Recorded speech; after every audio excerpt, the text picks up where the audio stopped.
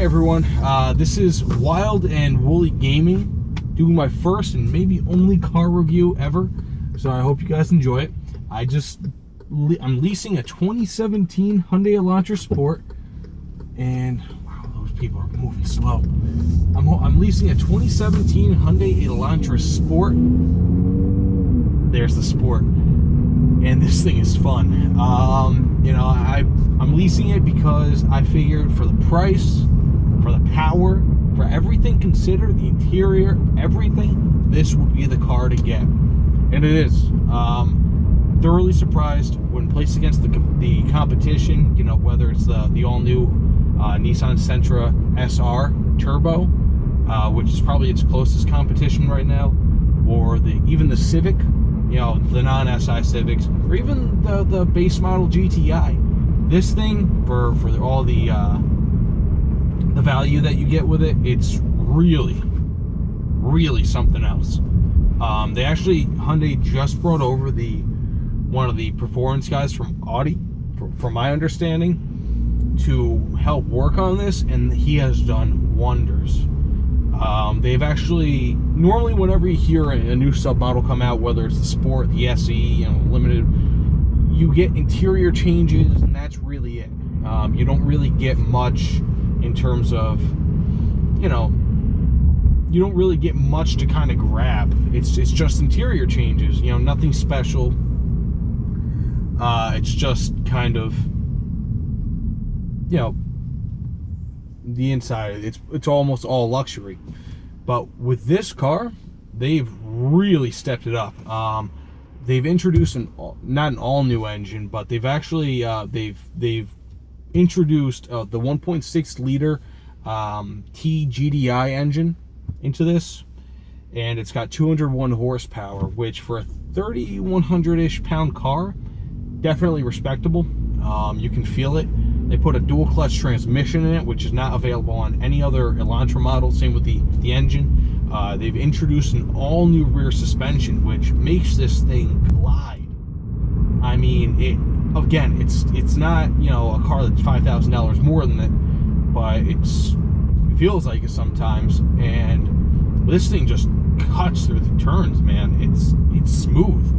You don't have to worry about bumps on the road or anything like that. It just deals with them. And albeit it's only about 340 miles into the ownership of this thing, or to me leasing it, but it feels good. It feels great. They've done a great job. Okay, I'm about to go on the highway here, so hope you guys enjoy this, because I will. This thing is smooth and it's quick. Pretty quick. I like how Hyundai's break-in process says typically go between 2,000 and 4,000 RPM. I swear that's this car's sweet spot, man. It loves being between those RPMs. It loves it. It just eats it up, and it's actually pretty fuel efficient there. It just... So getting back to it, really, most people who are looking at this car, what are they looking for? I know what I was looking for. I was looking for a quick car. I was looking for a fun car, a decent looking car. I don't care about interior, exterior too much. More of a meat and potatoes sort of guy rather than the garnish, but I'm looking for a good looking car too. Something that I can be proud of, to walk up to on a daily basis and just drive. And this car accomplishes that. And tons. It's great. It's fun. It's pretty powerful. All things considered, it looks great.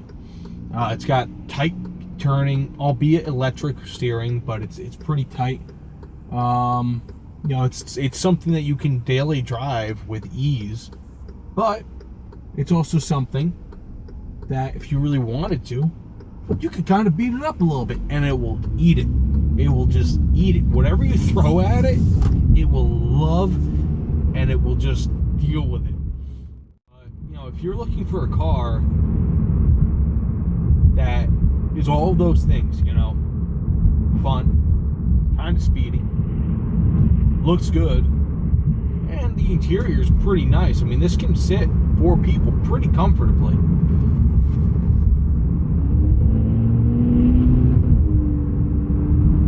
If you can kind of deal with all those things, and if you could really, if those are the things you look for, I don't really see another car in this price segment that can beat it. Not even other Elantras. You're looking at a much better car, you know, than a lot of other cars on the market. You know, the Civic just doesn't have the driving, the oomph that this has, and albeit it's only 200 horsepower, 201 horsepower, but it doesn't have the extra, you know, 25 or so. You know, some people say it beats this car, the Civic beats this car in interior. I don't think so. You're dealing with a sport interior, leather with red stitching. I really like the red stitching personally. And everything's pretty compact. It's pretty bare bones. I mean, you only have 2 buttons here, you know, one for sport, one for the heated seats. You have a bunch of buttons on here, and you have some buttons here, but, you know, I'm not buying a GTR. I'm not buying something so I can press a lot of buttons that I'm never going to use. You know, this thing has everything that I'm going to use and nothing more. And I think Hyundai did a really, really good job at kind of figuring out what people will use and what people won't, and that kind of helps them save money. I mean, most people in the summer, if they have a sunroof, they're going to use it. And I mean, most of the additions for the premium pack are usable. You know, it's got the sunroof, it's got the enhanced audio, which who doesn't want that? It's got navigation, a larger touchscreen. It's really got a lot of things. I kind of wish that they had tuned it a little bit more for the premium pack. Maybe put it up another 9 horsepower, bring it up to 210. But it happens, you know. I'm nitpicking, you know. And you're getting everything that you need, or that you think you need, with nothing more. I mean, some cars have switches, flips, buttons you'll never use. You won't ever look at them, you know. But this, everything that I'm gonna need is either on the steering wheel or right here. And heck, I haven't even used like a lot of these yet, you know. But I'm going to. Navigation, that's useful. Media, that's useful. Radio, useful. Obviously, power, or the climate control, useful. These are all useful things in this car that you can use, you know? I mean, it's simple as that. Whereas other cars, they just kind of stuff luxury into it, to the point where it's like, it stops being a luxury thing and just starts being a brand name thing, you know? This thing, they pinpointed exactly what people might want while to be comfortable, but, you know, not too much where it's uncomfortable. So, either way, another small gripe I have about this, and it's just me. Hyundai doesn't really do a great job of fixing the problems that most dual clutch transmissions have. One of them being, namely, they're kind of jumpy. This one is pretty jumpy, all things considered. It just kind of wants to jump off the line at you, and I don't really like that too much. I mean, by jump off the line, it just kind of jerks forward. It's not so much a smooth movement a lot of the time. And I'll see if I can get it here while I'm at this stop sign. But it's the power, the engine responds well. It's just something with the jumpiness of this thing. Right, a little bit right there. A little bit. And it's not really so much a smooth city driver. And that's something that I'd have to consider a little bit more, being that my city is being gentrified by hipsters from Brooklyn. So it's definitely,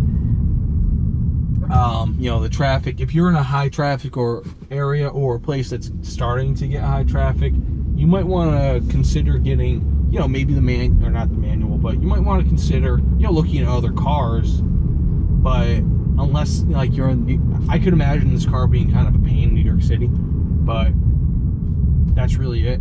I mean, regular driving, this thing is a blast. You know, it doesn't really get much better. I also wanted to give an interior and exterior review, just because a lot of people figure that that's a very large part of the driving experience, and with this car, it definitely is. It's not just your typical bland pedestrian sort of interior, and definitely not for the exterior. They've really beefed it up and they've made it look really good. So let's begin. I got the premium package with this. A lot of people might not get that. I haven't, for whatever reason, been able to see the regular without the premium pack. They've all had it, the ones I've seen, and I've seen multiple. I don't know if that's just a very popular option or if that's just kind of what they had at the time I was at the dealer. Anyways, so you have your standard typical gear cluster here. You have a lot of options you can do. Let me see here. So you have navigation there. You can have whatever music you have. Tire pressure, don't mind the low PSI on the rear right tire. It's because I had that. I guess the dealer had done a small fix to that tire, and they actually put it to about factory PSI. That's something I have to do for the rest of the tires. You also have service intervals that you can do. Tons of options. I mean, a lot of people might say it's too many options, but I say the more the merrier. You also have your steering wheel here, which has anything from being able to talk on the phone to cruise control to, music and whatever else. Your steering wheel is also very nice. It's kind of sporty with the flat bottom there. And it's also got the red stitching. So moving on to the infotainment system. The premium has the larger infotainment system. It's got the 8-inch display.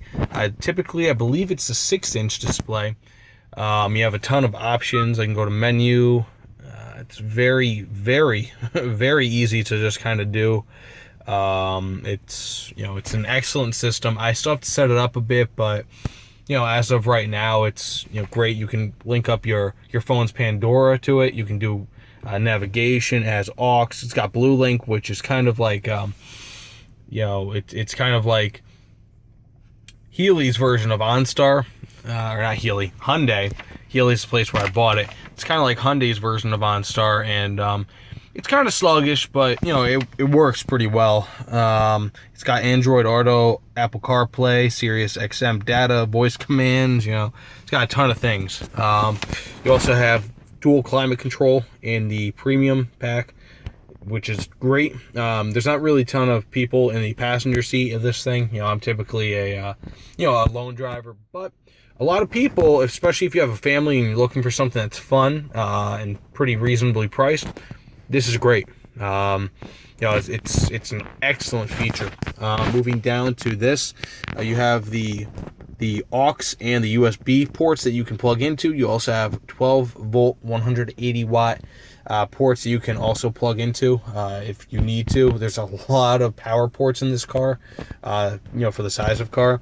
You have the heated seats, which you can, set 1, 2, 3. You have the drive mode, which is just sport and regular. Other Elantras have eco mode. This does not. I'm moving on. Yeah, I've got the Infinity speaker system, which is pretty good. It's not really. It doesn't blow me away. My old car, my Impala, it had a much fuller sound. This one, it's kind of tinny in a way. It's not bad. Maybe I just have to fix the settings. But, it's got a lot of power, and I feel like it actually sounds better when you put the volume up. I don't know what the reasoning for that is, but it just, for whatever reason, when it's kind of a lower volume, I listen to a lot of guitar or rock, music. The lower volume typically, for whatever reason, has guitars almost in the background, or at least that's what I've noticed. They're not really at the forefront like they should be on a lot of songs. It's just odd. But when you crank the volume up, it sounds way better. I don't know the reasoning for that. It's also got the sunroof. It's got kind of a glass holder, which I guess is kind of standard. It's got a very, very pretty large center console here. Another USB plug in there. So let me just take you around the exterior, because the interior is basically looked at. So, it's a pretty small vehicle. It's not really all that large. I think the front end looks really good, but one of the things that really stuck out to me initially were the rims. I think they look beautiful. It's got the cool turbo badge there, something that the other Elantras don't have. It's kind of, you know, a nuance. It's one of those things that no one will ever notice, except unless you are in the market for an Elantra Sport, or if you own one, then you can kind of give a nod to your fellow Elantra Sport owners. So, one cool thing that I really like are the exhaust tips. It's got dual chrome exhaust tips, and this thing pumps out a lot of carbon. I mean, like I said, it's not the most fuel efficient car for its size and for the engine, but you know, it gets by. The rear is also redesigned. It's got an excellent diffuser here. It goes great, in my opinion, with the gray, but that's just me. And, you know, again, it's an excellent looking car, inside and out, I believe. The rear is kind of small, but, you know, you're not really going to be getting much with a compact car. It looks really nice, I think. The leather interior looks solid. Can't really see down there because I still have to put the carpet in the trunk, but it looks great. You know, it's large enough for somebody who's 6 foot, 6'1", maybe even 6'2", to be in there pretty comfortably and not really have your knees hitting the front seat. So, you know, all in all, I'd say, especially for a car you can get for, you know, considering the premium pack, this car would be about $23,000 with the manual. That's not bad. You know, you're talking about, I feel like every level of Hyundai of this sport should really be $2,000 or $3,000 more than they're selling it for, especially if you can get a really good price at your dealer. Excellent. You know, I mean, this car, you know, people oftentimes when you have the lower end or like the lower priced sporty cars, you're either getting a really, you know, a quick car with a bland interior for a lower price, or you're getting a quick car with a great interior for a high price, which kind of takes it out of the market of a cheap compact car. This doesn't do that. It has a great interior, I think, for a great price, and it's quick. You know, it's not quite as quick as a hot hatch or as most hot hatches, but you know, it's right up there with the Fiesta ST. It's close to a GTI. I know that sounds kind of blasphemous, but it's not too far off. The driving dynamics aren't quite there yet, but it's way above the standard Elantras. That's going from the regular Elantra to the limited. It's way above that driving wise, in my opinion. You know, so you're getting yourself a peppy, nice car with a ton of features on the inside and great looks on the outside, and it's got a lot of power. I mean, you know, for the size and for the type of car that this is, 201 horsepower ain't bad, and it's quick to deliver. You know, I kind of shudder at the idea of calling this a sleeper car, but being that the regular Elantra is so kind of lame compared to this, you know, engine wise, I would maybe go so far as to call this a sleeper. You know, there was a guy with an Accord V6 a few days ago that wanted to try to race me from a light. I don't know why, but he did. And without even really gassing this thing, I kept up with him. So this thing has more potential than you know, I kind of give it credit for. And I got to give Hyundai all the credit in the world for this. They've done an excellent job by giving this thing, you know, a lot for the money. You know, the interior sort of design. Some of the materials are kind of cheapy. I mean, this isn't real carbon fiber. It's plastic with a carbon fiber, you know, finish. But I think it looks great. I'm not expecting anything more than plastic in here. You know, everything is great in this thing. There's not really much I can say that's mean about it, except for maybe the fuel efficiency and the kind of the engine noise. Aside from that, this thing is awesome. I mean, truly awesome. It should be 10 to 20% more expensive than it is for everything you get. So I love this thing. It's great. I can't wait to drive more than, my current 338 miles in it. But, I hope you guys watch this video and really can kind of get like a good idea of what's on the market. From my experience, I give the Elantra Sport, everything considered, considering it is what it is, I give this thing a 9 or 9.5 out of 10. It's a great car. I mean, it's quick. It looks good. They did a great job with improving it over the regular Elantras. And to me, there's no reason at all why I should get a regular Elantra or even a limited over this. If you're willing to spend a little bit over $20,000, definitely. I mean, and you want something quick, this is the car to get. This is the car to get. You're getting the warranty, you're getting the speed, you're getting the fun, and it's got a really, really nice interior. Really nice interior. So, you got to give Hyundai a lot of credit for this. Great job, Hyundai, and thank you, Healy, for giving me this great car. I really appreciate it. Anyways, this is Wild and Woolly Gaming, doing my first and probably only car review.